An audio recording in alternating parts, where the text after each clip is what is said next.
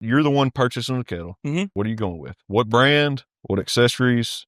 Where are you going to buy it? What's the first thing you cook on it? Man, I mean, I have been a Weber fan since I started. So I'm getting a Weber kettle, and I'm going to probably get it from my local Academy or Lowe's, something real close to me, because I'm too impatient to order. Yeah. I want it. If I want a kettle, I'm going to get it right now. Well, I want to see it. You know? 100%. And I'm 100% grilling ribeyes first. That's my first cook on it every time. Ribeyes. Hot and fast, or are you going to bring them up slow? Hot and fast, and I haven't really said that. I say that I do 2 zones. Man, I would dump a whole chimney right in the middle and just sear. Turn and burn? Everything. Turn and burn the whole time.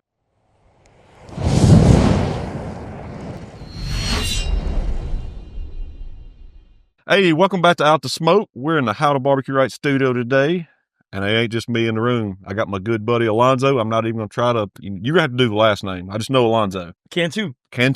Easy. But we got him in the studio today. You come up, you've had a busy week with us. It's been a busy week. Yeah, it's been a lot of fun, though. I'll tell you that much. Well, we won't let too much out of the bag. Yeah. But how was the weather last night? Well, I'll tell you what. I didn't realize that there was a tornado that was about a couple hundred yards from where I was asleep. Tyler was hiding in the pantry. He was texting me about 1 a.m. Hey, are y'all all right? I was asleep.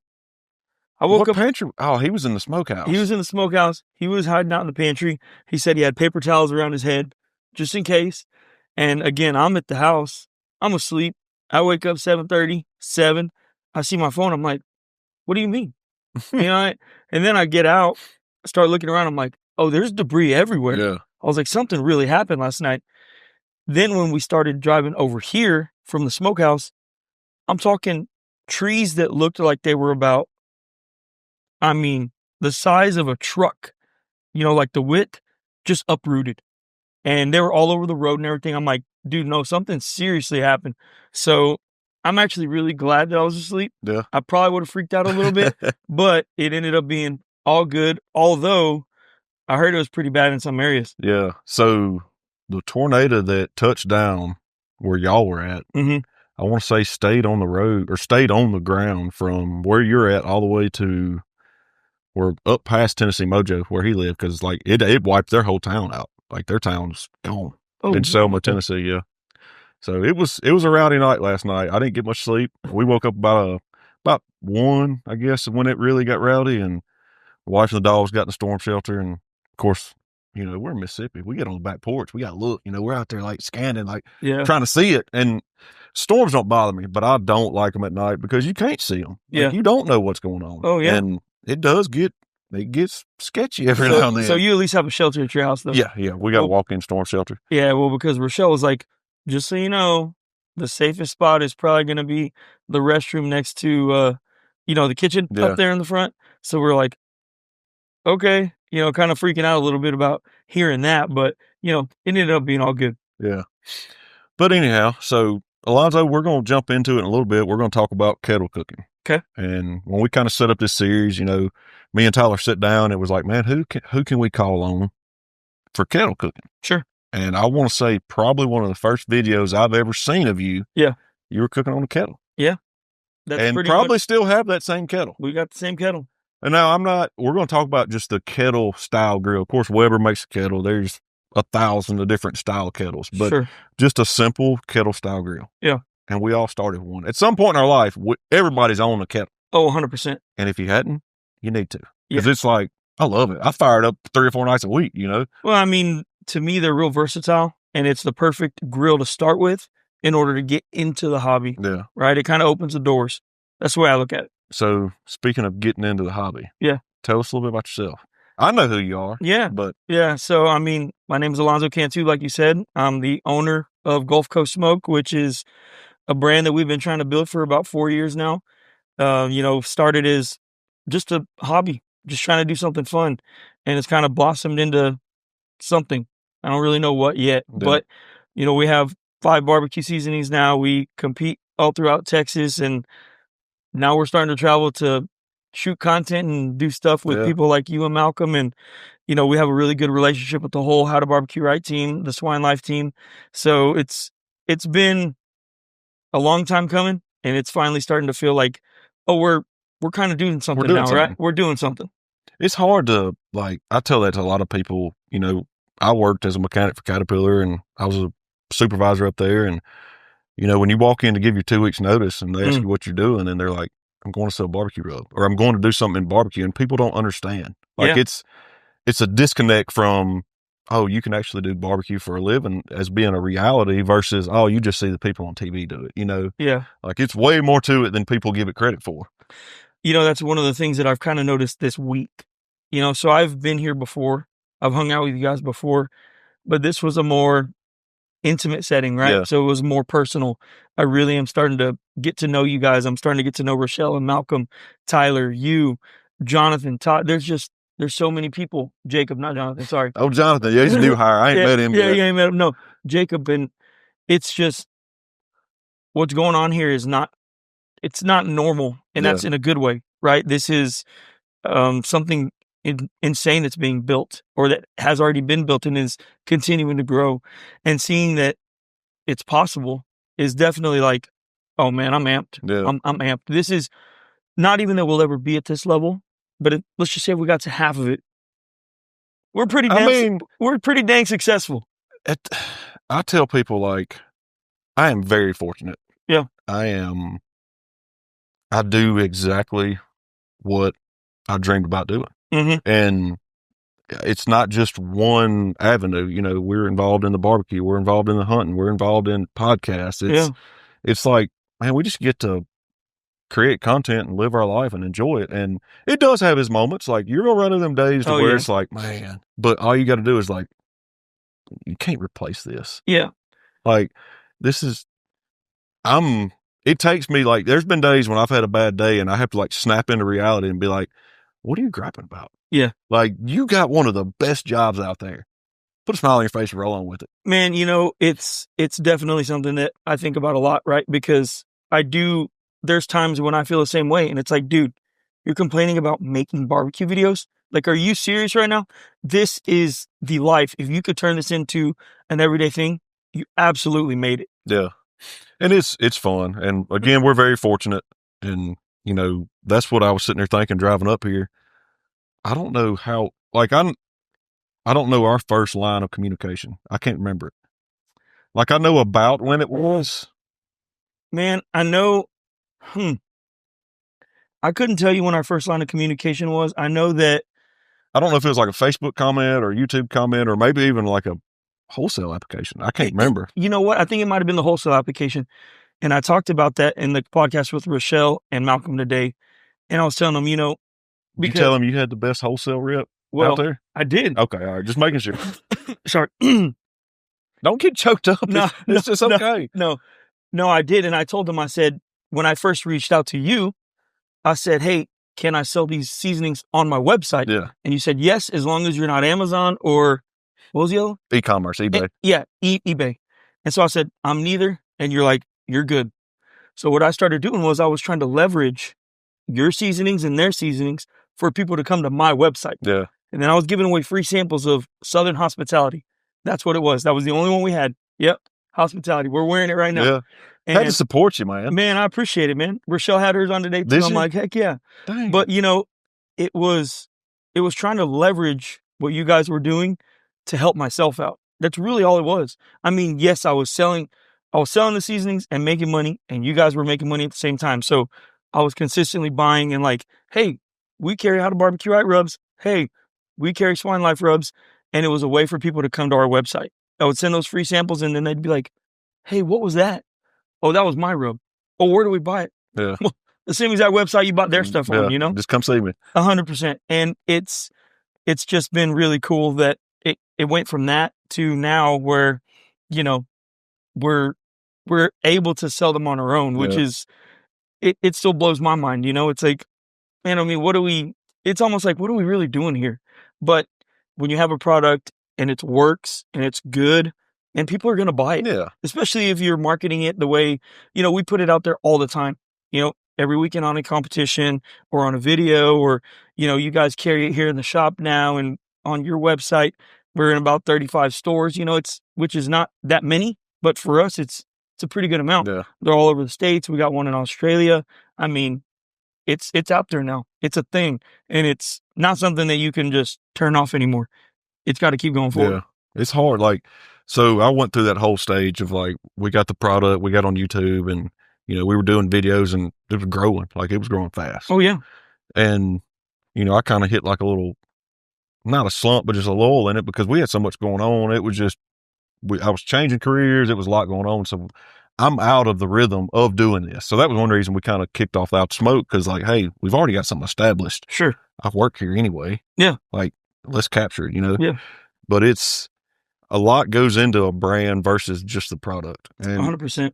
like Malcom and Shell, they have awesome products. HowtoBBQRight and Killer Host products are some of the best out there. Yep. But you know what's better than the product? Them. Yeah, absolutely. And the same thing with y'all. Like, there's products out there right now that I absolutely love, but I refuse to use it just because of who owns it. Yeah. No, I hate to say that, but like, it's just what it is. Personality and customer service and who the people are sells the product more than the product itself. Well, you know, hospitality, right?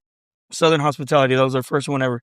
Sabrina and I said, everything we do has to be around that. Yeah. You know, if you came to my town, Southern hospitality, I'm going to show you the best time. I'm going to try and take care of you.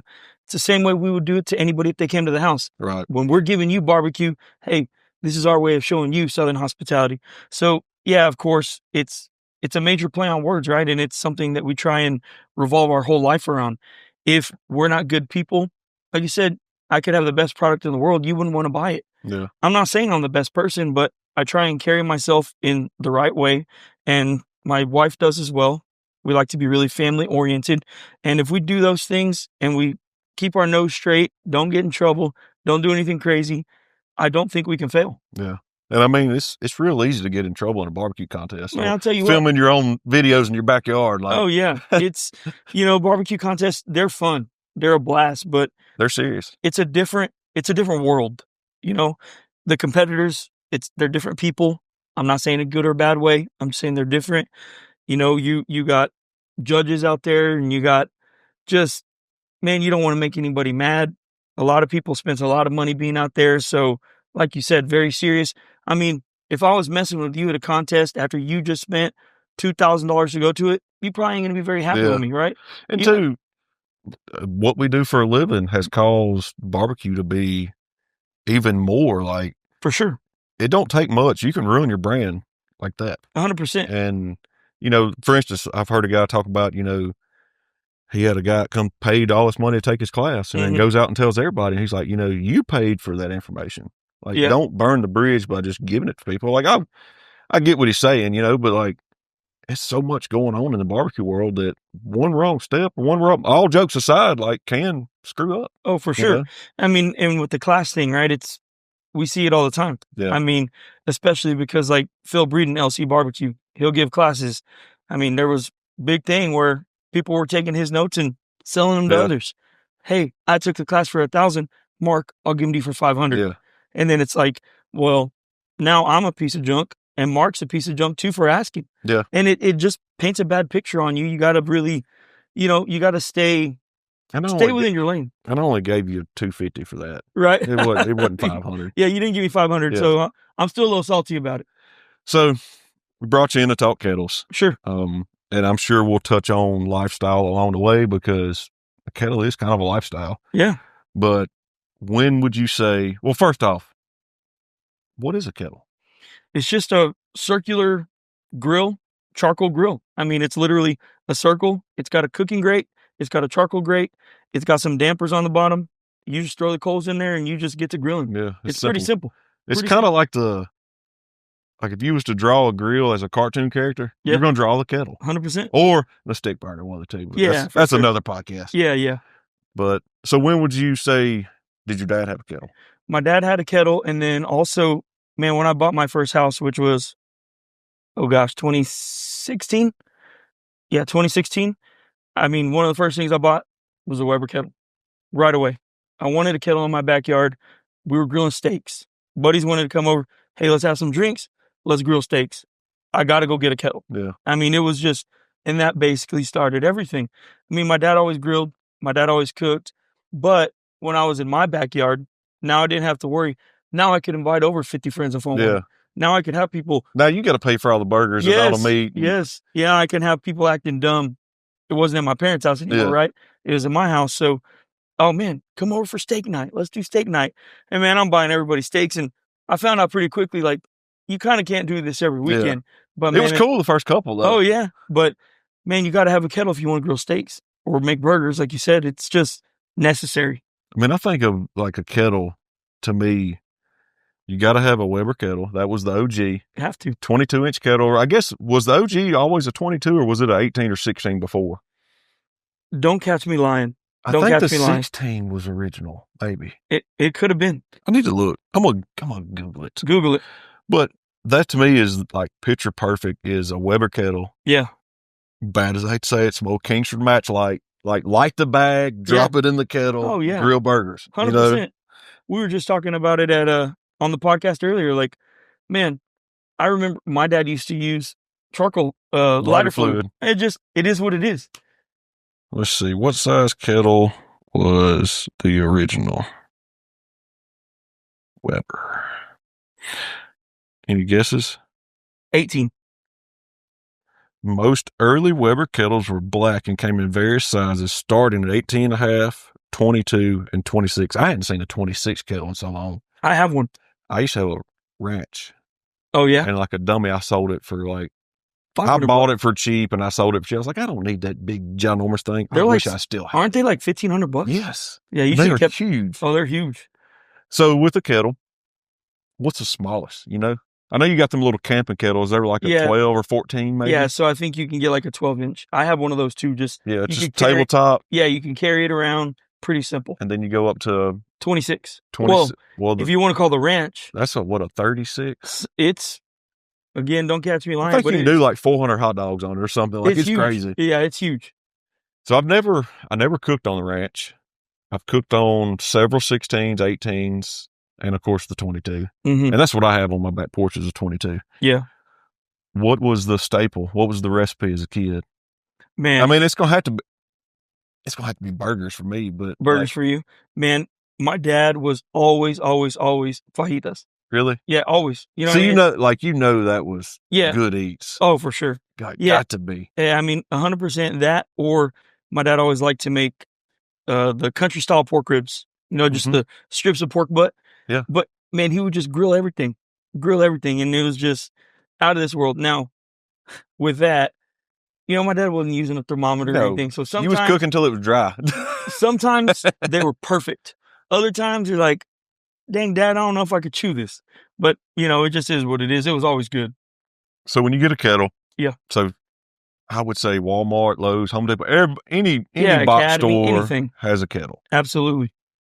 Is there anything that you're looking for, or is it pretty much the same standard? Like you're just getting a couple of bells and whistles more, if the difference in them? 100%. They're pretty identical. Yeah. So some of them are going to have like a charcoal basket on the bottom to where it actually catches the coals. Mm-hmm. And some of them have just like a little, I don't even know what to call it, like a little disc, and it'll fall on that. But like, you're like ash pan and dusty. It's going to get everywhere. So I like the charcoal pan better because it actually catches it and you can dump it out.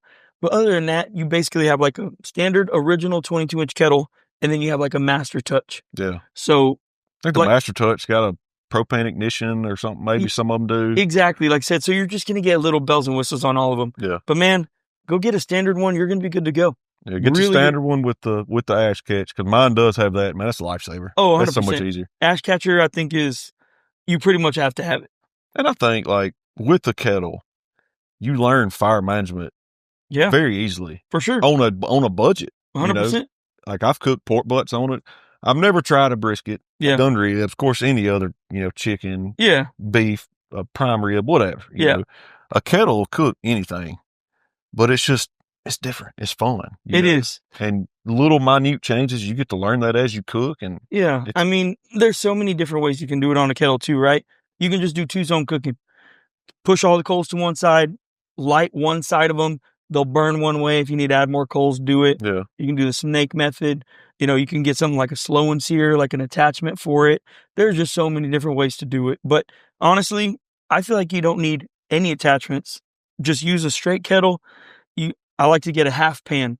and that's like my made slow and sear. Yeah. It keeps all the coals to one side, pour some water in it, a little bit of moisture in it, man, you're good to go. Slow and sear. Slow and sear. What is a slow and sear? Slow and sear is just like a little charcoal basket that's a half moon. You push it to one side and it'll hold all your coals in it. Then there's a little, what would you call that? The little water trough. The little water trough. And you put it in there and it actually helps regulate your temps. And it also adds moisture to your cooking chamber. So it's just a way to, like I said, 2-zone. It's a way to actually keep it a 2-zone cooking the whole time. And it's a probably more scientific way to do it, right? You know about you're going to have the same amount of charcoal coals. You're going to have the same amount of briquettes every time, just about, as long as you fill it up. Whereas if I'm pouring it in there, you just never really know. And everything's really compact, so you're going to get a better burn on it. But it's nice to have. I don't think it's necessary. Yeah. Personally. I actually have a slow and sear kettle. Yeah. And I bought the little kit. And I think it was a little bit more than a Weber, but I think it come with, I don't know, side shelf or something. It was a nice little kit. Yeah. But I use that slow and sear as like your 2-zone. I'll leave it in there because, man, 2-zone fire on a kettle, you're going to, especially burgers or steaks, you're going to get a grease fire. You're going to get a flare up, 100%. And to have that naked side over there with no coals in it, just slide it over and it don't flare up. But it's, again, there's a ton of different ones. Do you think it has to be round to be called a kettle? You know the square? The ones that are like Academy? What are those called? I don't even... Are they called? I mean, it's pretty much a kettle. It's just a grill, but I don't know. I guess I would say it would need to, be round with kind of like the shape that it has in order to be a kettle. I do think so, yeah. So do you think kettles get a bad rap as far as people just see them relatable for hamburgers and hot dogs? They don't realize like how far what you can actually cook on a kettle. Yeah, no, I think so. I mean, I think it's, like you said, typical. Standard American in their backyard, they're going to have a Weber kettle. They're going to be grilling something. And I think that they don't realize, like, man, you can smoke some ribs with this. You can do something with it. So I definitely do think that people don't utilize them as much as they can be used. Yeah. So what would you say has been your most extravagant recipe you've cooked on a kettle? That's pretty impressive you cooked that on a kettle. Man, I would have to say like a prime rib, because that's a very expensive piece of meat, right? And you do not want to mess it up. Right. But as long as you have your 2 zones, like you said, man, and in the very end, there's nothing like getting that actual char flavor on it in the end. So it's like, set it 2-zone, let it rock at 300 degrees, whatever, pull it at 120, sear it off for just a minute or so, and that flavor you're going to get is incredible. Now, I know that sounds simple, but it's just, to me, I don't even want to say surprising, but it's almost a little surprising that you can get that on such an inexpensive grill that anybody can have. So I have a pellet grill on the back porch. I have a stick burner. I have a fryer. I have a griddle. And I think I got a PK 360. Mm-hmm. I'm going to the kettle every time. Every time. Like every time. Because it's simple. So walk us through, if you're going to do a low and slow. Yeah. Tell us how you set your kettle up to fire it up. Yeah, so I'm basically pouring charcoal into a full chimney, like a Weber chimney, and then I'm pouring that to one side of the kettle, and I'm kind of like pushing it up the sides, and then I'll get like maybe 10 or 15 briquettes, put it back into that same charcoal starter, light those up, and then throw them in the corner. And then all I'm doing is making sure that those lit charcoal briquettes are touching the unlit ones. Yeah. So they're going to start to heat. So your initial ones aren't lit. They're not lit. You're just starting, say, 8 or 10 of them, getting them hot and getting them in the corner so they kind of feed themselves across. Exactly. So basically, as long as they're all touching, the heat's going to feed across, and you're going to get, with that, you're really not going to get up to 12 hours. You'll probably get like 4 to 5. You'll need to maybe add some more charcoal. I've been one to also say like, oh, you can get X amount of hours. If we're being real, you can't get that much out of just one chimney of charcoal. You're probably going to get 6 hours, and that's really it. So you're going to have to add more coals if you're doing something really long. Now, if you're doing ribs, that's more than enough for sure. Yeah. I was going to say, I've cooked ribs on it before, and I've used a little slow and sear, and I've got a solid rib cook. Oh, yeah. Including the rest, you know. And it does cook a little faster because you got a small, compact cooking area. But everything's right there. But, man, the moisture that keeps in that cook chamber. Yeah. Because it's so small. It's on low and slow is great. Yeah. So are you going, if you're doing the opposite, if you're doing a hot and fast cook, if you're finna grill some steaks, are you still using the chimney or are you just piling them up in a pyramid and lighting them? I'm still using a chimney. I'm just throwing it to one side. Because like you said, man, if I'm cooking chicken or burgers or steaks, you're going to get flare-ups. And you want to have that second zone, the cool zone, in order to protect your meat, right? You don't want to burn anything. Right. So if it gets too hot, if it gets too crazy, man, pull it off, let it relax, close the lid, let it get a little less oxygen, kind of kill that fire a little bit, man, then open it back up and get to grilling again. We running briquettes or lump, or do you have it? Do you go both? Depending on the recipe? No, I use pretty much briquettes only in a kettle. I'm with you on that. Yeah, I'm pretty much briquettes only. I have a trouble with like the lump just not wanting to last in the kettle. Like it just has so much airflow, it just wants to go. For sure. You know? No, I agree. But yeah, I always use briquettes. I've tried to use some of the like the char logs or the weird looking shape and just get some old standard briquettes. Yeah, like, agree. If you're wanting to cook burgers, just get some briquettes. It's good. I agree with you. Any attachments that's a must have, because that's another thing. The kettle is like the Swiss Army knife. Yeah, like you can do anything. Yeah, man. I mean, the biggest one we've already kind of mentioned it. I would say the slow and sear. Yeah, I don't think you need it. I do think it helps, and I do think it pretty much transforms your grill into a really well-oiled machine. That it really does make a difference, especially with that little water reservoir and just everything that comes to it. I really love the slow and sear. I really do. What about, do you run grill grates on your Webers? Yeah, I have, and I do have the set that covers the whole grate. And if you're cooking steaks and you want like a steakhouse type of steak, man, those are also perfect. So I'm glad you brought that up. I do think that for kettle cooking, you do want a set of grill grates as well. I don't use them as much. Like if I'm like cooking burgers, like if you're trying to feed a crowd, man, it's nice because it don't flare up. 100%. And you can load it up and just, it makes a mess. Oh, yeah. You can get some burgers done quick, you know? Yeah. Oh, well, so with the kettle, we're going to have grill grates. We'll have slow and sear. Mm-hmm. I'm a big fan of the rotisseries for them. Yeah, you know what? That's a good one too. Like the little single motor, little small rotisserie chicken. Yeah. I can't quite get it Sam's good, but I can get it pretty close. Yeah. Do y'all have Sam's in Texas? We do have Sam's. Do you know what I'm talking about? The rotisserie chicken. They don't miss. It's a gigantic bird for like $5. All right. So on a kettle, so this is kind of like, did the chicken come before the egg or whatever? Yeah. Did the kettle come before the WSM? It had to have. I mean, I should have researched this because I'm interviewing you, but yeah, that's a genuine question though. I'm pretty sure it did. I mean, I feel like the kettle's been since 1921 or whatever, and the Weber Smoky Mountain, I feel like maybe the past 20 years or so. Yeah. And I could be wrong, but I would be willing to bet good money the kettle came first. Yeah, has to be the kettle. Has to be. Has to be. Because I got thinking, I was like, don't they make an attachment that's like makes it taller? Like it's a mini section that goes between the lid and the base on the kettles. I don't know what I'm thinking of. You're probably thinking of the little attachment that you put the rotisserie in. Maybe. That might be it. You might be right with that. Yeah, because you do, like we have a rotisserie and it'll make it like this much taller, but then that rotisserie slides into those slots. Have you ever done the ribulator or whatever? No. Have you seen that? What is that? It's like a rotisserie. It's got 4 rib racks on it, and they can go on a drum or a kettle. Now that sounds interesting. That sounds. Like I've always wanted one because man, drum ribs are good. But you put a rotisserie on there with a kettle and get to like grilling them, dude. That's got to be good. I think I'm gonna look at that once we're done here today. All right, so you're the one purchasing the kettle. Mm-hmm.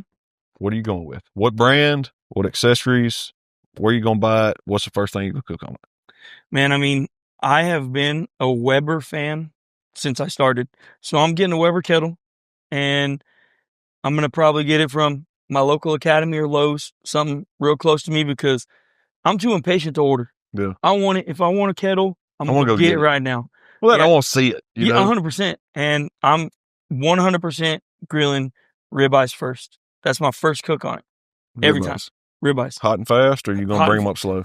Hot and fast, and I haven't really said that. I say that I do 2 zones. Man, I would dump a whole chimney right in the middle and just sear turn and burn everything, turn and burn the whole time. Well, can you think of any other like ins and outs? Anything? I mean, a kettle's simple. Yeah. Like I don't want to cut this short on the kettle because like the kettle doesn't get enough credit. Yeah, no, I agree. But I mean, I think the simplicity is part of the beauty though, right? Yeah. So it's like, it's such a simple grill, but you really got to just use your imagination. And I'm guilty. Like, yeah, I didn't have a kettle till about 3 years ago. Wow. See, that's I started our YouTube channel without a kettle. That's crazy. And I was like, dang, I need a kettle. And then and I was guilty. I was like, I don't need a kettle. Like, I got all these other cool grills. Like, I don't need I love that kettle. They're relatable though. Yeah. Right? So if you're making cooking videos, man, a lot of the people watching you probably have a Weber kettle. And maybe they just, either they have an apartment, they don't have enough room, or, maybe you just can't afford it at that time. And that's fine.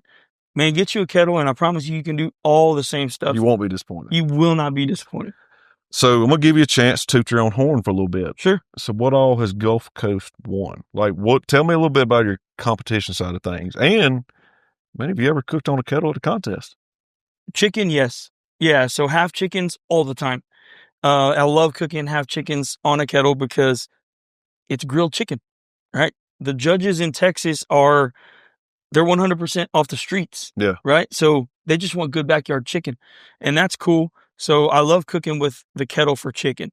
And what we've won, man, we've gotten GCs, we've gotten RGCs, we've gotten some really cool first places. We got lucky. The first ever contest at the AT&T Stadium, we hit a first place brisket, which that was like exhilarating. Yeah. Exhilarating. First place brisket in Texas is always good. It is. And our first ever GC, I'm lying, our second GC ever, we sealed it with a first place brisket, and that's about the best way you could do it. Yeah. Because like, oh, these people all got calls, we got calls. Man, it comes down to brisket. Yeah. And it's then make or break. It's literally the last call. And in your head, you're thinking like, man, I lost. And then they call you and you're like, I just won the contest off of this first place brisket. And that's a really good feeling. And we don't have the most GCs in the world. We got 4 RGCs, but we've been cooking for a year and a half. We haven't been cooking that long. And man, I've picked your brain a lot on it. I really have. Like when I first started, man, I ain't told very many people this, but you actually helped me with brisket still to this day. I ain't told nobody. Well, I'll tell them right now. To this day, there's a secret I've never told a soul that I still use that you helped me with. You're like, man, try this out. And I was like, okay, went with it. Man, I don't know if you remember. I know exactly, because it ain't about 3 other people know what you're talking about. Well, I don't know if you remember this, though. We talked the very next weekend. I went and got my first place brisket ever. And all I did, it's a big change, but it's not you know what I mean? Yeah. It's a big change, but it's not a big change. And I got that from you. And so ever since then, haven't changed my brisket recipe one time. Not once. It's a pretty solid. Yeah. I mean, if you do what you're supposed to do, it's gonna keep you in the running. I ain't saying it's gonna win every time, but it's gonna keep you in the hunt. It's proof that you win a contest in the last 15 minutes. Yep. This is proof. No one knows what I'm talking about, but this is proof. Literally, it is. I don't want to say that too loud because we do both sell barbecue rubs for a living. Yeah. And you got to have that base layer. Oh, yeah. So tell us a little bit about what makes up Gulf Coast Smoke. I know you mentioned your wife and your kids. Yeah. What is the face of Gulf Coast Smoke minus you? I mean, just what you said, man. It's my wife. Without her, I promise you, we are not successful. She does everything. She does everything. So I'm at work. I still have a day job. She packages orders. She edits. She takes the kids to do all their activities they need to do. She holds down the fort. So when I get home, it's easy. Hey, now it's time to shoot content. Now it's time to do this. Now it's time to do that. And even on the days, man, that I don't want to do it, there's no way. We don't have another option. We're going to make this work because you've told me how much you want it. So I'm going to help you. And and that's it. So, I mean, as much as it is me, and I tell people this all the time, we have built the company around my face, I guess, right? Yeah. But because it's just like with Malcom, you see Malcom all the time. Man, I'm sitting in an office right now where I know it ain't just Malcom. You know what I mean? It's a team. It's a team. It's a huge team. And it's like, literally Tyler's sitting on the other side of this wall right now. helping us with this. And it's like, don't make him tear up. You know, right, he's tenderhearted. He's going to cry in there, but that's all good. It's more than just Malcolm. And that's not to downplay what Malcolm's done. No, it's not at all. It's not at all. It's just, it's incredible. You get to a point to where you need the help. You can't do it by yourself. You can't. And I feel like we're real close to that. But, you know, again, even my kids, dude, like we told them, hey, I literally sat down with my kids last week and I said, hey, I want to talk to y'all about a word. And that word's opportunity. I said, Dad and Mom have an opportunity to go do something cool. Now, this isn't going to change our lives, but it could be the start of a good relationship to where eventually it could. Yeah. I'm not saying it will or won't, but I'm saying opportunity is big in life. Mom and Dad have this opportunity. I need you guys to understand that. I need you guys to understand that when we're doing something like this, you're not going to be running in here screaming, knocking on the door, Dad, when are you going to be done? My kids are just as involved as us. Yeah. And I know my kids are 9, 7, and 5. It seems like, man, there ain't no way. But dude, I'm really proud of them and just who they allow us to be. They don't stop Mom and Dad from working because they also understand now, like, we've done a lot of cool things because of this business, and this business will allow us to, man, buy you an extra toy every once in a while, right, or take you on a cool trip, and it's all part of it. Well, you got anything else? Man, just thanks for having me. This was a lot of fun. Appreciate it. It's fun, and we joked about it before we got started. Alonzo has a podcast. Yeah. Tell them where to find it. Yeah, Gulf Coast Smoke on YouTube and everything. So. And he's always hosting. Yeah. I'm still learning. Yeah. Like I struggle a little bit some days. I'm like, man, I'm used to having somebody else to coach me along, but it's a learning process. Yeah. But I think it went really well. And it's one of the things, anytime I kind of want to be to where I can hear people's story, tell people's story, and we'll have you back on because we're going to dive in deep about way more of Alonzo and Gulf Coast Smoke than what we did today. But heck yeah. No, tell them all about your YouTube, whatever you got. I know you got all the channels you already mentioned at once. Yeah. I mean, just Gulf Coast Smoke on all social media. If it is a social media, you can find us at Gulf Coast Smoke. And man, again, appreciate the opportunity. It was a lot of fun. Well, guys, we appreciate y'all listening. We're going to get out of here. I got to go prep a hog. There you go. We've got a contest this weekend. Go win it. We're going to try. There you go. I mean, if you didn't steal all my hogs. Right. What did you think about that, though? Dude, Did you go look? Yeah. Oh, no, I didn't go look, but I was like, I didn't know where they were. Where are they at? Out there in the walk-in. Really? Oh, snap. I'm going to go check them out. Oh, it's like 7, 8 of them in there. Well, I saw the picture in the back of your truck, and I was like, oh, this dude literally went and bought the whole farm. He bought the whole farm today. So, but no, again, we appreciate it, guys. Hopefully we'll see y'all on the contest circuit. We're going to get to Texas this year. We're going to cook in Texas. Let's get it. Might have to bring a hog to Texas. Come on. But we're finna get busy. Time to go win a contest, and we'll see y'all next time.